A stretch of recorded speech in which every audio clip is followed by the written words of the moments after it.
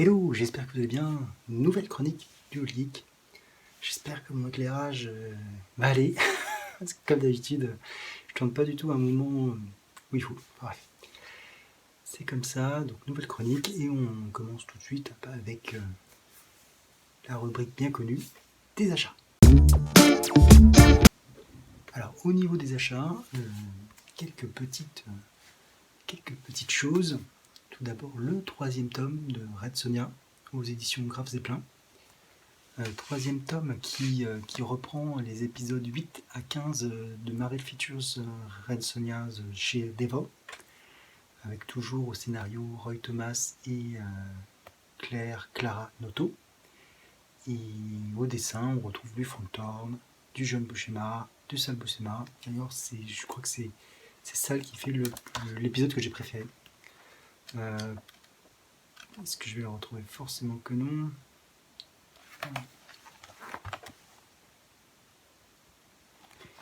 Alors je sais pas, les couleurs ont été refaites. Et j'ai un peu de mal, en fait, je trouve que rétrospectivement, ça doit bouffer un peu sur l'ancrage. Bref, j'ai un peu de mal. Alors, comme chacune des éditions, on a une petite partie préface, introduction, toujours très intéressante pour connaître l'histoire de cette série et ce qui s'est passé. Ce troisième tome est presque le dernier dans la série, puisqu'en fait la série s'est arrêtée au numéro 15, et après il y a des petites histoires qui seront présentes dans le numéro 4. Alors, j'ai du mal en fait à accrocher à cette série. Alors, en fait, c'est plaisant, mais il manque un truc. Il manque un petit truc, vraiment, pour que ça soit l'explosion. Je sais pas ce qui manque, mais je sais pas. Sur le premier tome avec Bruce Jones, c'était pareil, c'était bien, mais sans plus. Et après, c'est Roy Thomas qui vraiment tout seul avait, en plus avec le crossover avec Conan, avait fait quelque chose de vraiment, vraiment enlevé. Puis après, là, sur la série régulière, je sais pas, il y a quelque chose. Il y a quelque chose qui. Est-ce que les dessins sont trop chargés? Est-ce qu'on part sur des choses trop alambiquées? En tout cas, j'ai un sentiment un peu mitigé sur ce comic books. Voilà, je sais pas. Enfin bon, je me quelques planches, c'est pas moche, hein, on a du Frank Thorne. Alors John Buscema, je sais plus où il apparaît.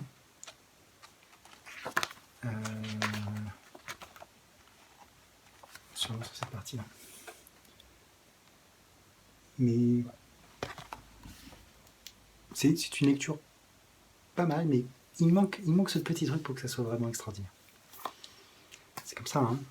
Donc ça, c'est un premier achat. Deuxième achat, du coup, dans le même univers, hein, l'intégrale 1977 qui reprend les épisodes 70 à 81 de la série Conan the Barbarian, ainsi que l'annual numéro 2, toujours scénarisé par Roy Thomas et dessiné par John Buscema, qui nous fait des planches vraiment sympathiques. Hein. Vraiment, il n'y a pas à dire, hein, c'est toujours aussi sympathique cette série. En plus là, avec Belit, qu'on a rencontré dans le précédent tome, il y a toute une histoire de vengeance, de filiation, voilà, c'est plutôt pas mal. Franchement, il y a des idées, ils sortent du cadre un petit peu classique de la piraterie, que je trouve assez plaisant. Il y a un numéro qui est dessiné par John Romita, il me semble. Non, c'est John Buscema aussi. Qui vient des Savage Tales, mais qui a été recolorisé. Du coup, on voit que la différence au niveau de la couleur, c'est un peu dommage, mais bon, c'est pas grave. Et on a l'annual qui en fait reprend la nouvelle Phénix sur l'épée. Voilà. Première nouvelle de Conan. Donc voilà, c'était franchement un annual qui est toujours de bonne qualité. Je prends toujours autant de plaisir à lire ces intégrales. En plus celle-là, les premières étaient vraiment très très fines. Celles-là, elles sont tout à fait correctes. Hein. On a 12 épisodes plus un annual. Et comme à l'accoutumée, on a aussi toujours une préface, une introduction de Roy Thomas pour expliquer un petit peu le concept, ce qui s'est passé et pourquoi. Donc c'est vraiment une bonne intégrale, je trouve toujours ça assez thématique. Et puis je trouve que, je ne vous ai pas montré, mais c'est vrai que quand on retire la jaquette, contrairement à certaines intégrales chez Panini, bah, en fait, voilà, c'est pas juste un fond de couleur, voilà, ce qui joue pas mal aussi. Voilà. Donc c'est tout pour mes achats comiques. Maintenant, je vais vous montrer quelques achats que j'ai pu faire en manga. J'ai craqué pour la réédition de Dai, la quête de Dai, Dragon Coaster. Je vais essayer de faire en sorte, donc dans cette édition, Perfect Édition de chez Delcourt Tonkam. Donc les tomes 1 et 2 sont sortis en même temps, ils sont un peu chers, 12,50 €. Alors c'est du papier glacé, mais avec des pages couleurs, que je vais essayer de vous montrer. Alors c'est un peu plus rigide hein, du coup. Je trouve que certaines pages ont un peu bavé, c'est un peu dommage. Bon, il y a pas mal de pages couleurs sinon. La couverture n'a rien de folichon en dessous, mais après c'est des couvertures connectées, donc on va voir. Donc c'est une édition qui reprend beaucoup de chapitres. Je trouve qu'il y a vraiment beaucoup de chapitres. Ouais, parce qu'on a vraiment beaucoup de choses. Je vais essayer de vous montrer. Hop, donc on a tout ça dans ce premier tome. Hein. C'est quand même pas mal. Alors, je l'avais lu il y a très longtemps en édition, j'ai lu. J'avais vu le dessin animé aussi à l'époque. Et je m'en souvenais pas du tout. Du coup, je suis très content de cette ressortie. Alors, peut-être qu'une réédition, une réimpression aurait suffi, mais voilà, je trouve que c'est plutôt pas mal. Et puis, c'est un shonen plutôt sympathique. On passe maintenant aux reviews. Pour la première review, on continue dans le manga et on va parler de Démocratia. Les 4 derniers tomes. C'est une série en 5 tomes. J'avais lu le premier, je l'avais chroniqué dans une précédente chronique. Et du coup, là, j'ai pris la suite. Je vous montre la couverture. Donc, Démocratia, de quoi ça parle? En fait, c'est ce personnage qui est un robot, en fait, qui bénéficie d'un algorithme très particulier qui est basé sur des choix que les personnes vont faire. Donc, il y a un panel, il y a 3000 personnes qui sont inscrites au programme Démocratia et qui, par leurs propositions et selon des votes, vont influer les actions de ce robot Android. Et donc les choix vont être plus ou moins orientés, sachant que l'algorithme fonctionne entre les 3 choix les plus populaires et les premiers choix uniques. Donc il y a toujours des choses un petit peu. Et donc on avance sur ceci. À la fin du premier tome, on s'était arrêté où ce personnage était pris en otage par une personne qu'elle avait rencontrée et à laquelle elle s'était liée d'amitié, voilà, qui la menace avec un couteau. Alors en fait, on retrouve ce tome qui est donc publié chez Kazé en édition seinen par Toro Mase. On retrouve en fait des thèmes qui sont propres à l'auteur. On retrouve exactement la même chose dans Ikigami en fait. Des personnes qui finalement, de par leurs actions, se retrouvent marginalisées, toujours en dehors de la société, avec une très grande rancœur, très grande colère. Et donc ce personnage qui prend en otage notre robot vit dans cette condition. Et d'ailleurs, les personnes qui décident aussi de ces choix sont aussi des personnes qui finalement, de par leur vécu, reprennent certains thèmes de société. C'est assez intéressant. Voilà, sachant qu'il y a toute une réflexion, ils essayent de l'aider, de s'en sortir, de retrouver son humanité. Alors ça dure pas mal de temps, mais du coup, ça permet de voir vraiment un panel d'émotions voilà, par rapport à tout ça, sachant qu'on a nos deux inventeurs hein, qui finalement entre celui qui a fait l'algorithme et celui qui a fait le robot, hein, ils ont travaillé tous les deux, mais c'est vraiment 2 ingénieurs complètement différents qui sont un peu affectés par ce qui peut se passer via ce robot. Et aussi, dans l'un, on peut retrouver aussi des personnes qui sont représentées sous cette forme. C'est une vision très intéressante parce que du coup, on voit les pseudos des personnes qui parlent, qui prennent part aux discussions dans le forum. Et à un moment donné, au fur et à mesure de l'histoire, ceux qui vont être identifiés, qu'on va suivre de manière un peu plus importante, vont être identifiés. Du coup, je ne vais pas le retrouver forcément. Parce que je vous dis ça, mais... Voilà, par exemple, ce personnage, lui, ben, on l'a suivi dans la vraie vie, et donc il s'affiche, en fait, on voit son visage qui s'affiche avec son pseudo. On peut voir si à la fois on prend en compte ses propres réactions dans la vraie vie et ses réactions sur le forum. Ça donne quelque chose d'assez intéressant. Un fait qui va aussi grandement perturber l'histoire, c'est que dans ce tome 2, en fait, l'un des inventeurs, l'ingénieur qui a fait ce robot, finalement va abuser d'elle. Voilà, il n'est pas très net, du coup, voilà, et en faisant son affaire, il réanime le robot et les personnes voient ce qui se passe. Et le robot se défend, parce qu'on lui a demandé de se défendre, c'est le choix qui a été fait. Et du coup, ça va entraîner la mort de cette personne. Donc le second créateur va lui se retrouver un petit peu isolé, il va recherché par la police, et donc le robot va être à ce moment-là en roue libre. En roue libre et uniquement soumis au choix de Démocratia et de ce panel de personnes qui vont choisir ce qu'elle va faire, etc. Et je vous avoue que la tournure prend à un moment donné un tour vraiment extrémiste, et on arrive à une confrontation entre les personnes qui sont raisonnables et les personnes qui sont extrémistes.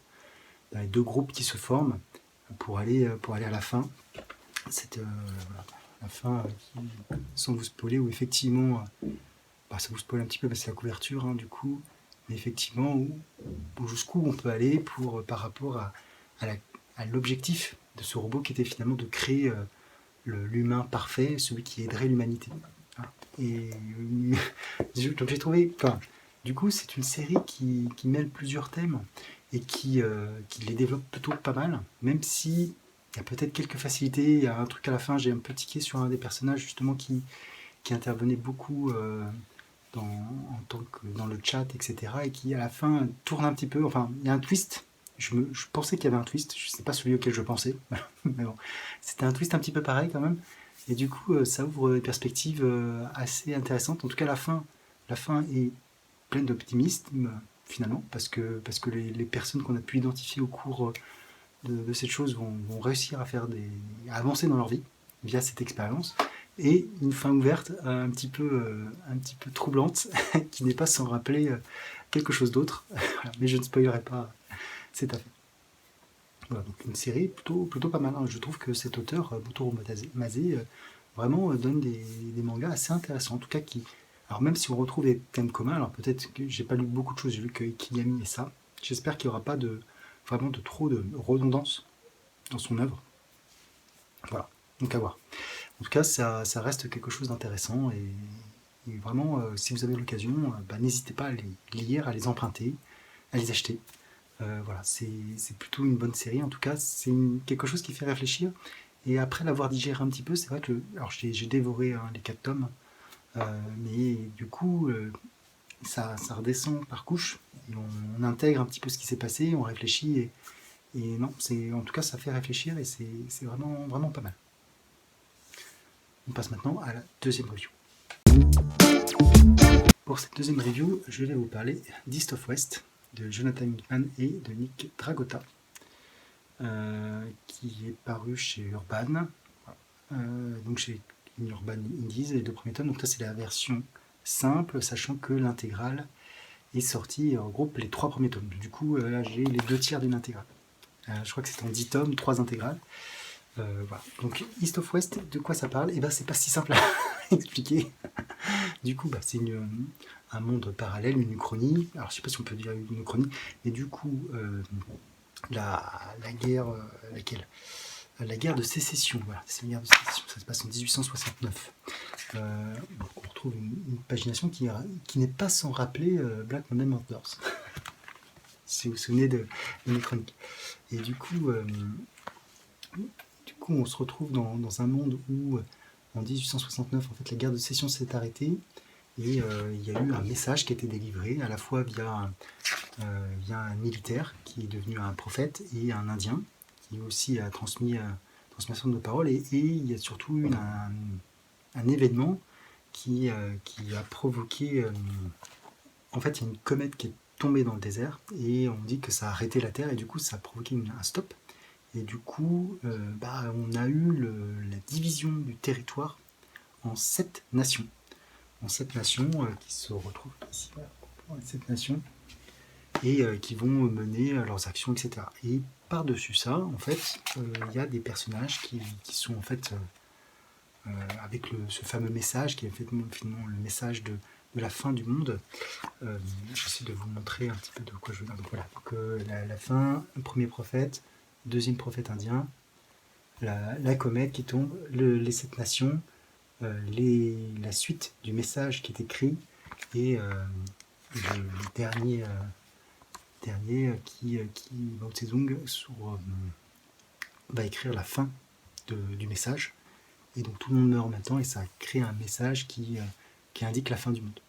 Qui pense à fin du monde apocalypse pense aux 4 cavaliers de l'apocalypse, donc avec famine, guerre, conquête et mort. Et donc finalement ces 4 cavaliers, on peut les voir hein, qui apparaissent, c'est dans les premières pages, donc je ne spoil pas grand chose. Hein. On peut voir qu'il y en a 3 qui sortent et qui disent que c'est pas normal. Donc il s'est passé quelque chose. Il s'est passé quelque chose avec le 4e. Donc on va voir ce qui s'est passé et pourquoi, etc. Donc on a des scènes toujours... Alors c'est très marrant parce qu'encore une fois, avec Jonathan Hickman, on retrouve des personnages qui sont en noir et blanc, qui détonnent dans le paysage coloré. Voilà. Donc on suit ce personnage hein, avec ses 2 assistants. Et donc, en fait, soit je vous vous spoil pas. Mais voilà. Donc, ce personnage fait partie des cavaliers de l'Apocalypse, c'est mort, et il vient pour se venger. Pour se venger de quoi? De qui? On va le suivre au cours de sa vengeance, essayer de comprendre un petit peu ce qui lui est arrivé, parce qu'en fait, il y a plein d'indices visuels qui sont assez parlants, parce que là, on le voit en noir et blanc, et puis là, on le voit ici, tout en noir, et il dit, hein, d'ailleurs... tu étais censé être mort, mais en fait, il a eu pire que la mort. Et donc, on va voir mort finalement refaire son parcours, évoluer au fur et à mesure, et pour atteindre sa vengeance. En fait, c'est assez compliqué à résumer. D'ailleurs, j'ai beaucoup de mal, je vous l'avoue. Et du coup, ce qui va se passer, c'est qu'on va voir un monde que Jonathan Hickman va nous raconter au fur et à mesure. On va découvrir beaucoup de choses au fur et à mesure. C'est pour ça que c'est difficile de vous raconter les choses sans vous spoiler, ce que je ne tiens pas, parce que du coup, la lecture est peut-être moins exigeante que certaines choses. Par exemple, j'ai eu beaucoup moins de mal à rentrer dans cet ouvrage que dans Black Monday Murders, parce qu'il n'y a pas de, il y a pas de cryptogramme, il y a des choses qui sont cachées, des choses qu'on peut comprendre au fur et à mesure, notamment sur le déroulé de l'histoire et à quel moment ça se passe. Parce que là, l'histoire, donc on passe en 1869 où il y a ce message qui est créé, et on est 2 siècles plus tard, en 2040 ou 2060.